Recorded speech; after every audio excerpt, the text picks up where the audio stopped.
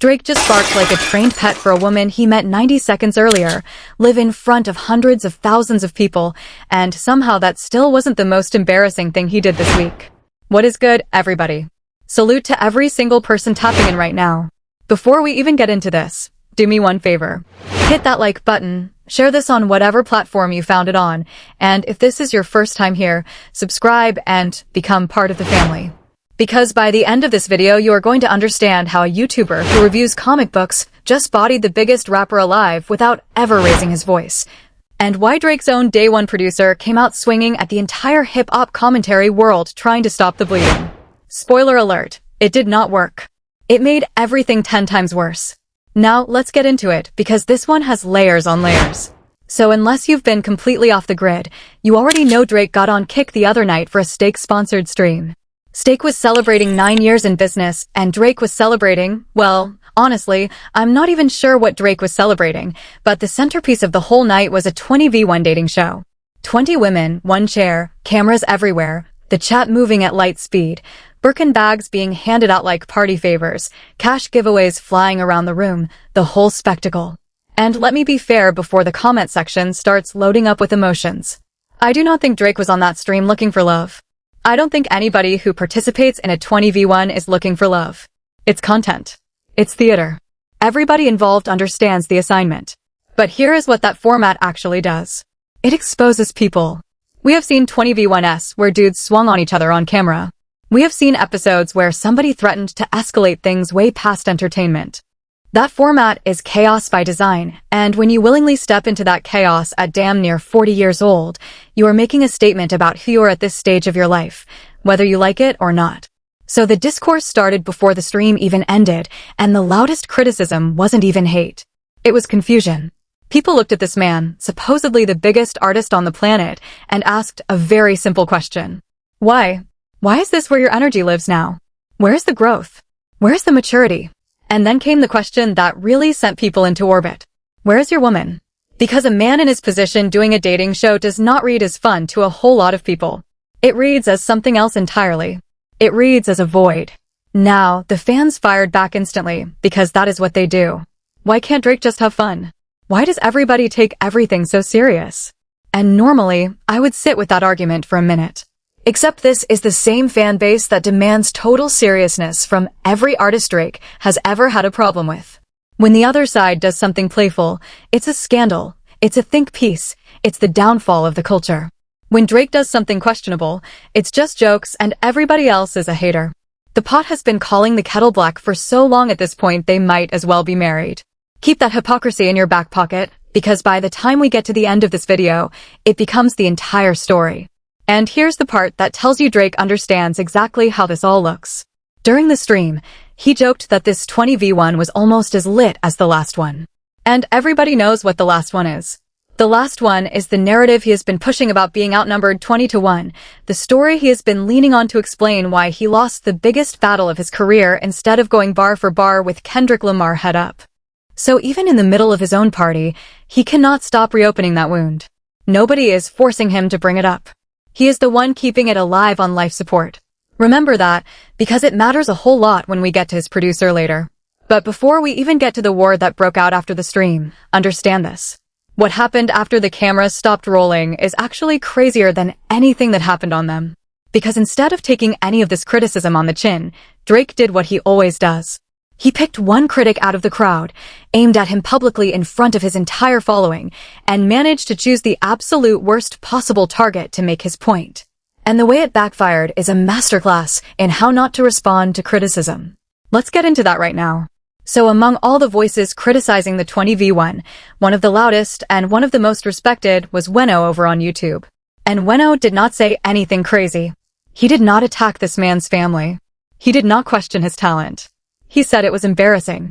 He said a man of the stature at this age doing this kind of content was beneath what he's supposed to represent. Agree or disagree, that is a completely reasonable take for a commentator to have. That is literally the job. And how did Drake respond? Did he ignore it like a billionaire with nothing to prove? Did he laugh it off like a man who is genuinely having fun and genuinely unbothered? No. He went his Instagram story, dug up a clip of Weno reviewing comic books as a returning guest on a show, tagged him, and wrote, basically, "This you last week reviewing Marvel. Returning guest. Never too old for some joy, gang. Take it easy." Now let's slow down and look at what he actually tried to do there, because the logic falls apart the second you touch it. The comparison he is making is this. If you think me barking on command at a dating show is childish, then you reviewing comic books is childish too. Checkmate. Except that is not checkmate. That is not even checkers. Comic books are a multi-billion-dollar industry that employs grown adults to tell stories for grown adults and children alike. Entire film franchises, entire television universes, entire careers are built on them. There is nothing inherently childish about engaging with one of the biggest storytelling mediums on the planet. And here is where it gets genuinely hilarious, and I need everybody to lock in on this part. This man named his upcoming album Iceman. Iceman. As in the X-Men character. As in Marvel Comics. His own label did an entire collaboration with Marvel last year. Wolverine and the Hulk on the merch. A Dr. Doom tee that honestly went crazy. A Rogue soccer jersey.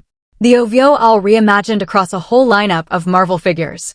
He is neck deep in the exact same culture he just tried to weaponize against somebody else. That is not a response. That is a confession. If your defense is that comic books are for children, then somebody needs to ask what your whole album rollout is for, because the math is not matching. But of course, the fan base ran with it anyway. He got you. He violated. Ratio. And this is the part one really need people to think about, because it tells you everything about where we are right now. It does not matter what he says. It does not matter if the logic holds together for longer than 4 seconds. As long as he aims it at somebody they perceive as an enemy, the fan base will clap like seals at feeding time. And that dynamic right there is exactly why we are about to watch this entire situation spiral, because Weno did not fold. Weno did not apologize. Weno came back with one of the calmest, most surgical responses I have ever seen in this space, and we are going to break down every single layer of it. But hold on, because before we get to that response, we have to address the moment from the stream itself that everybody is actually talking about. The clip. The clip that got remixed, re-edited, and laid over the most disrespectful instrumental in recent history. The clip that racked up a genuinely stupid number of views across every platform in a matter of days. The moment where the biggest rapper alive got asked a question by a woman he had just met, and his answer turned into the soundtrack of his own humiliation. You already know exactly what I'm talking about. So let's talk about the bark heard around the world. So let's set the scene, because context matters here. This was not some out-of-context millisecond that people are blowing out of proportion. This was a grown man on his own stream, in a room full of cameras, sitting across from a woman during this dating show segment, and the exchange goes something like this. She looks at him and asks him a simple question. Would you bark for me? And instead of laughing it off, instead of pivoting, instead of remembering that he is supposedly the biggest artist walking the planet, this man actually starts to do it. He commits. He leans in. And in that moment, 20 years of carefully constructed image management evaporated in real time. Now here's the thing. I tried to tell people about this energy a long time ago, and I caught heat for it. I'm not even going to rehash it, because the clip speaks for itself. But understand what happened the moment that footage hit the timeline. The internet did not just laugh. The internet went to work. Within days, somebody had taken that exchange and laid it directly over the instrumental to Not Like Us. And I need you to sit with how diabolical that is. The song from the battle that he lost, the song that became a stadium anthem at his expense, is now the backing track for a clip of him barking on command during a dating show. You could not script a worse outcome if you hired a team of writers. That edit pulled in an absurd amount of views almost immediately, and every single share, every single repost, every single reaction video is another nail in a coffin he keeps building with his own hands. And what makes it worse is the pattern. This was not a one-off lapse in judgment. This is a man who has spent the last several years in what I can only describe as the steak era. The gambling streams. The giveaways. The constant presence around streamers and internet personalities whose entire brand is chaos. The company he keeps has shifted, and the content he makes has shifted with it. There was a time when this man moved like someone who understood that scarcity creates value.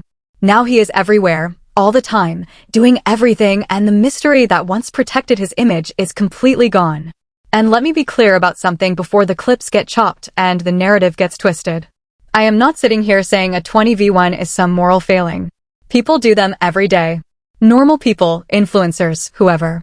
It is a content format. But when you are him, when you are the person who once stood on stage and declared himself the greatest, when you are a year removed from the most public defeat in rap history, the standard is different. Fair or not, that is the deal you signed when you took the crown. You do not get to be the king and the court jester at the same time. One of those roles cancels the other. So the clip is everywhere, the remixes are multiplying, and the conversation has completely escaped his control.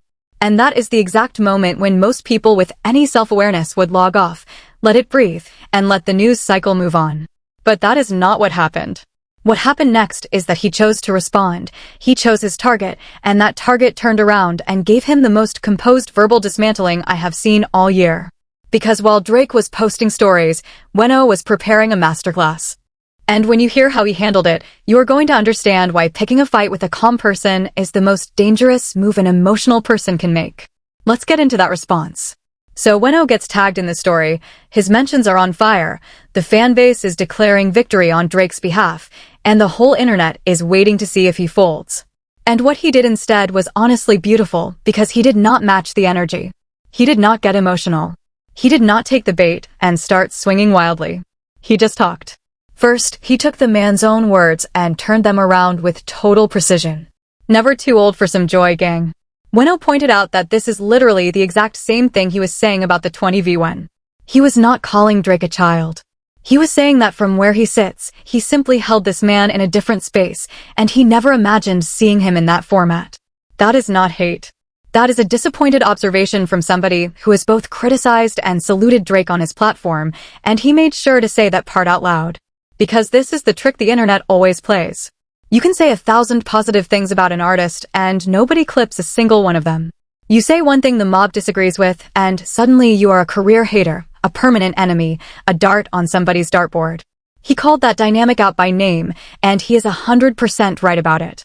Then he addressed the comic book angle, and this is where it stopped being a response and started being an execution. Because after Drake tried to frame comic book fandom as childish, suddenly the fan base decided they did not like X-Men 97 anymore. One of the most celebrated animated series running right now. A show that was literally built as a continuation of the 90s cartoon an entire generation grew up on. Hence the title. It was never designed for children born in 2026. It was designed for the adults who watched the original on Saturday mornings. And overnight, because their favorite rapper needed a shield, that whole corner of the culture got thrown under the bus. Weno said it plain. Spider-Man does billions at the box office, and somehow he is the only person who has seen it. The selective outrage is not even believable anymore. It is just reflex. And then he landed the line that this entire video is really about, the line that needs to be studied, because he said the funniest part of all of this is that it is not even Drake. It is the fan base. And he described them in a way I have never heard anybody describe them. He said they are the most paranoid group of people on the planet. Always convinced somebody is out to get them. Always convinced somebody is plotting. And he gave the perfect analogy.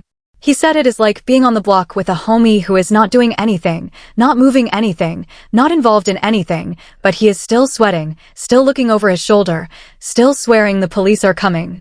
And you have to look at him and ask, what are you worried about the police for? You are not doing anything. That is this fan base. Nobody is out to get this man. Nobody is coordinating against him. He does things in public, and the public talks about it. That is not a conspiracy. That is the cost of the position. And if that cost is too high, there is a very simple solution, and we are going to talk about exactly what that solution is in a minute, because somebody else tried to solve this problem this week and made it catastrophically worse. But first, hold that thought, because Weno also revealed something about Drake that reframes this entire feud, something that makes the comic book attack look not just hypocritical, but genuinely absurd. It turns out the man calling a comic book reviewer childish is one of the biggest nerds in the entire history of hip-hop. And I do not mean that as an insult. I mean it as a documented, provable, hilarious fact. Let's get into it. Now before anybody twists this, let me say it exactly the way it needs to be said. Being a nerd is not a bad thing. Weno said it himself.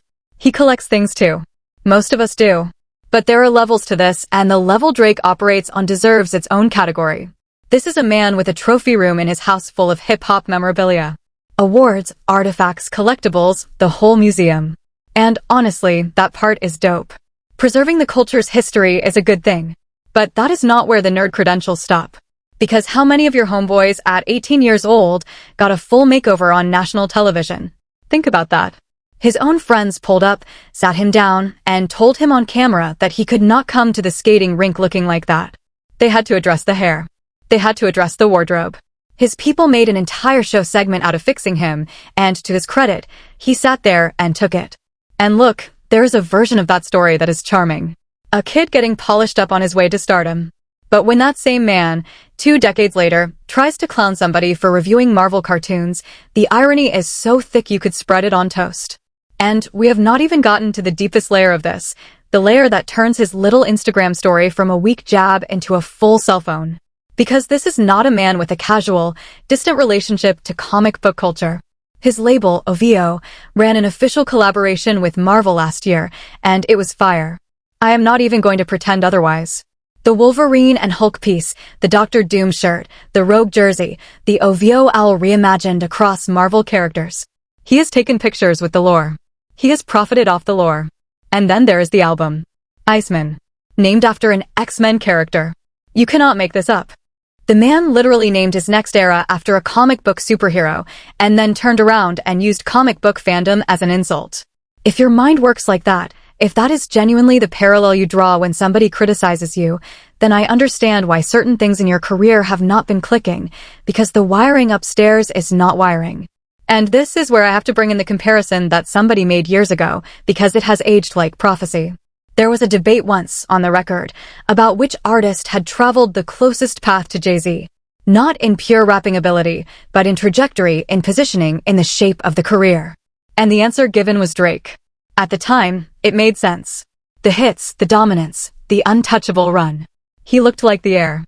But fast forward to now, and the difference between those two men has never been clearer, and it has nothing to do with numbers. It is about how they carry themselves. How they move. What they choose to engage with and what they choose to ignore.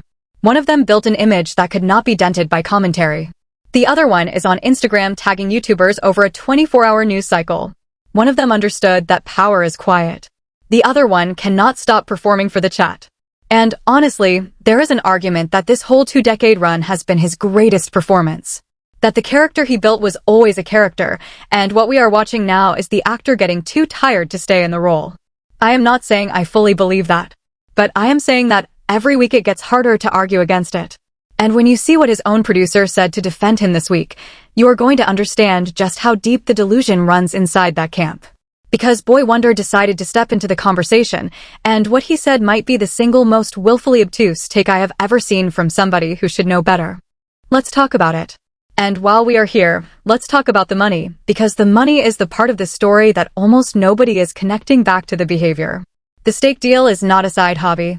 It is reportedly one of the most lucrative endorsement arrangements in the entire history of music, the kind of money that most artists would burn their whole catalog to touch. But money like that is never free. It comes with a job description.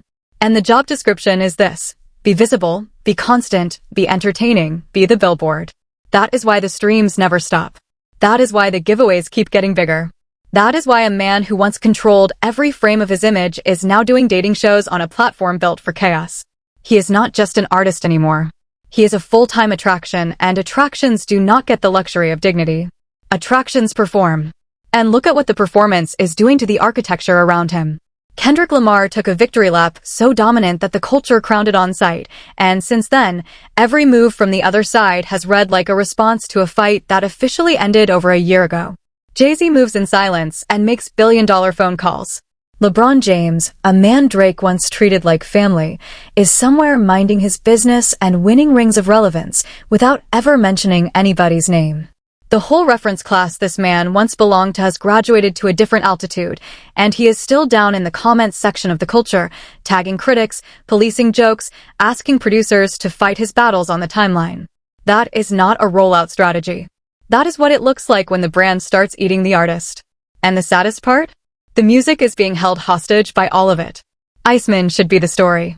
A new album from the biggest streaming artist of his generation should be the only thing anybody is talking about. Instead, the rollout keeps getting drowned out by barking clips and Instagram subliminals and fan base meltdowns, and that is not bad luck. That is a choice. Every week he spends feeding the circus is a week the music has to fight for oxygen, and no amount of Birkin giveaways can buy back the narrative once the narrative decides you are the joke. So while the internet is still processing the bark, the remixes, and the comic book cell phone, here comes Boy Wonder. And for anybody who does not know, this is not some random affiliate. This is the day one. The producer who has been there from the very beginning, who helped build the sound that built the empire, who stood so firmly in his loyalty that he torched whatever remained of his relationship with Kendrick Lamar, a man who also helped elevate his career, just to stay standing next to Drake. That is real loyalty. Nobody can take that from him. But loyalty and logic are two different things, and this week he traded one for the other. Because Boy Wonder looked at the firestorm around the 20v1 and decided the problem was not anything Drake did. The problem, according to him, was us. He got on social media and asked, with what I can only assume was a straight face, whether hip-hop is the only genre that has this much commentary about everything its artists do. He wanted to know if country music fans nitpick their artists like this. If jazz does this. If rock does this. And I need everybody to understand what is actually happening in that question, because it is dressed up like a philosophical observation about the culture, but it is not that. It is a shield. It is a man watching his homie get criticized and deciding that the real issue is that people have opinions at all. And the answer to his question is so obvious, it is almost embarrassing to have to explain it. Yes, Boy Wonder. Every genre talks about its artists. Country music fans absolutely debate what their stars do, their politics, their relationships, their scandals. Rock fans have been arguing about their artists' behavior since before most of us were born. Pop fan bases practically invented parasocial warfare. The only difference is that hip-hop sits at the center of the cultural conversation because we are the ones who decide what is cool. When Billboard makes a list, when Rolling Stone publishes a ranking, when any of these publications write anything about this music, they are not writing it for themselves. They are writing it to provoke us, because our conversation is the engine. We drive the discourse. And a man who has been in this industry for 2 decades knows that. Which means he was not asking a question. He was making an excuse. And here is the part that makes it genuinely sad instead of just annoying. He is a brilliant producer. His contributions to the music are undeniable, and there are people out there who will pretend otherwise just because of who he stands next to, and those people are wrong. But talent behind the boards does not give you a pass to play dumb on the timeline. You cannot produce at the highest level of the genre and then act confused about how the genre works. He knows exactly why the conversation is loud right now, and it is not because the culture is broken. It is because his friend keeps doing things in public that people want to talk about. And the solution is not to police the talking. But nobody in that camp wants to hear that, and the comments under his post proved it. Because what the fans said next took this whole thing from tone deaf to straight up delusional. Let's read some of them. So Boy Wonder throws this question into the timeline, and the comments roll in, and I want to walk through a few of them because they paint the full picture of where this conversation actually is. One person came in with what might be the most diabolical suggestion of the entire week. They said, to help with this, I would highly suggest that Drake and his fans put all their focus into the pop world. He should be competing with Sabrina Carpenter and Ariana Grande. What can I do to help make this full transition possible? And listen, that is not a serious policy proposal. That is a kill shot dressed in customer service language. That is somebody telling you, politely, in complete sentences, that if you cannot handle hip-hop criticism, there is a genre waiting for you where the stakes are sequins and breakup anthems. And the scariest part is that a whole lot of people read that and nod it, because for years now the argument has been that Drake left hip-hop standards behind a long time ago and has been living in pop's economy ever since. Another commenter pointed out the thing that makes Boy Wonder's complaint fall apart completely. The commentary is not even about the music. It is everything around the music. And that is the exact point nobody in that camp wants to sit with. Nobody is on these streams and channels breaking down Drake's pen. The conversation is about the gambling, the giveaways, the barking, the company, the never-ending performance. The music almost never comes up anymore, and that silence is the loudest thing in the room. An artist at his level should be generating think pieces about his art. Instead, the discourse is about whether a woman on a dating show got him to bark on command. He did that. Nobody did that to him. And then there was the comment that Boy Wonder actually co-signed, the one he replied to with approval. Somebody wrote that hip-hop is full of gatekeepers and haters, while other genres lift each other up and help artists both young and old. And he said, yeah, this person cooked. And I used to think like that too, a long time ago, so I say this with love. That take only survives if you have never actually spent time inside those other genres. The day you actually step into those communities, you find the exact same thing. The gatekeepers, the purists, the rivalries, the elders complaining about the kids and the kids clowning the elders. Country has it. Rock practically runs on it. That is not a hip-hop sickness. That is human nature. That is life. You walk outside, one person loves your shoes, and the next person steps on them by accident on purpose. You go to the club, there is a gatekeeper at the door deciding whether you get in. Every single space on this planet has friction, because every space has people in it. But here is what the victim narrative always leaves out, and this is the part that brings this whole story home. You cannot build an entire brand on being talked about and then file a complaint when people talk. This is a man who has spent his whole career making himself the topic. The streaming stunts, the story posts, the subliminals, the public everything. He wants to be the conversation 365 days a year. He is visibly uncomfortable when the conversation moves on without him. So when the conversation turns critical, you do not get to send your day one producer out to ask why everybody is always talking. They are talking because he built a machine that requires them to. He is the one standing in the middle of the street yelling for attention, and his camp is mad at the crowd for looking. That is not commentary culture failing. That is the bill coming due. And if you think that framing is harsh, wait until you hear how Weno closed the whole loop, because he gave Drake the one piece of honest career advice nobody in his inner circle will ever give him. And it explains everything about why this man keeps ending up in situations exactly like this one. This is the part of the story where the entire week snaps into focus. Let's finish this. And one more thread has to be pulled before we land this plane, because it explains the psychology of the entire week better than anything else. Watch how the ecosystem actually works. Drake posts the story. The fan pages clip it within minutes. The streamers react to the clip within the hour. The bloggers write it up by morning. And by the next night, the same man who was supposedly too grown to care about criticism is watching his own fan base do victory laps over a comparison that falls apart under 10 seconds of thought. This is not a defense system. This is an echo chamber with a marketing budget, and it has been running on autopilot for so long that nobody inside it can tell the difference between a win and a wince anymore. A real win does not need to be declared. It does not need fan pages certifying it in the replies. It speaks for itself. The moment your supporters have to explain why you actually won the exchange, you did not win the exchange. You lost it, and you lost it loudly, in front of the exact audience you were trying to impress. And that is the tragedy underneath the comedy here, because none of this was necessary. There is a version of this week where Drake does the stream, takes the jokes on the chin like every other grown man in entertainment who has ever been roasted for a goofy moment, lets the cycle burn itself out in 48 hours, and moves on to the music. That version costs him nothing. Instead, he chose the version where he tagged a critic, validated the criticism, unified every commentary channel on the platform against him, and handed Weno the biggest engagement week of his career on a silver platter. Nobody did that to him. He did it to himself, on camera, in writing, in front of the entire internet. And until somebody inside that house is willing to say that out loud, we are going to keep having this exact same conversation every few months about a slightly different self-inflicted disaster, with the same paranoid fan base fighting the same imaginary war in the same comment sections. Bookmark that sentence, because it is going to age well. So here is the diagnosis, and it is the one thing nobody around this man will say to his face. Drake's biggest problem has never been the haters. It has never been the media. It has never been the commentary channels or the think pieces or the reaction videos. Drake's biggest problem, from the very beginning, is that he is too accessible. Think about every artist the culture has ever crowned. The ones whose mystique lasted decades. They understood something fundamental. Scarcity creates power. When you speak rarely, every word lands like a verdict. When you appear rarely, every appearance is an event. That is the blueprint the greats before him followed, and for a long time, it looked like he was following it too. But somewhere along the line, the calculus changed. The stream started. The constant posting started. The parasocial drip feed of access started. And now he is just always there, always reacting, always available, and the inevitable result of infinite access is that nothing he does feels special anymore.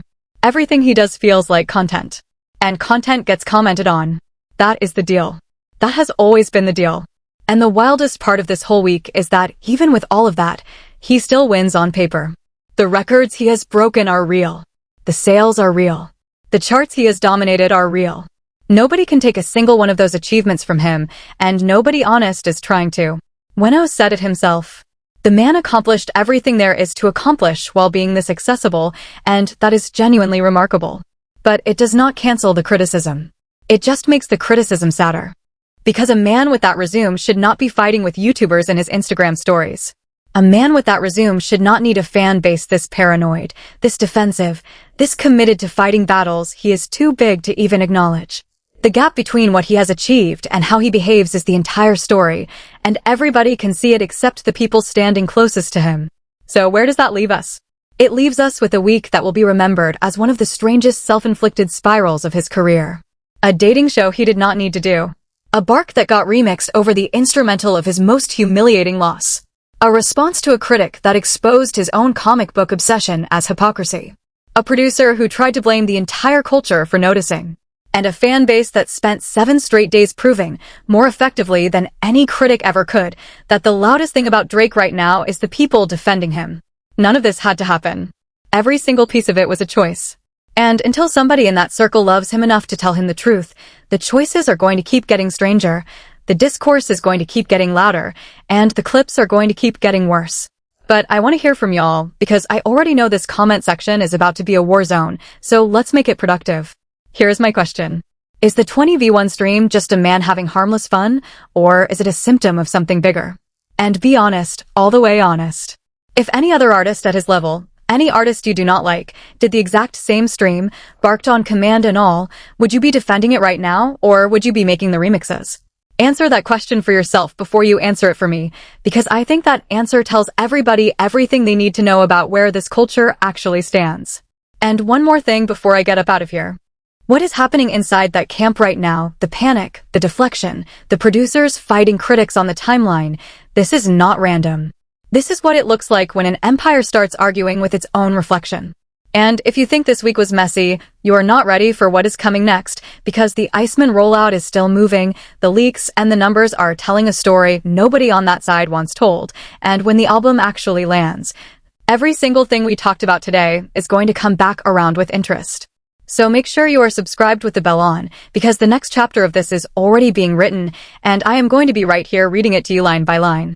If you made it this far, you are family now. Like the video if you got value from it, share it with somebody who needs to hear it, and drop your take in the comments, because I read them, and the best ones are going straight into the next episode. Y'all be good out there. Stay sharp, stay honest, and remember, the loudest person in the room is usually the one losing the argument. I will catch you on the next one. Peace.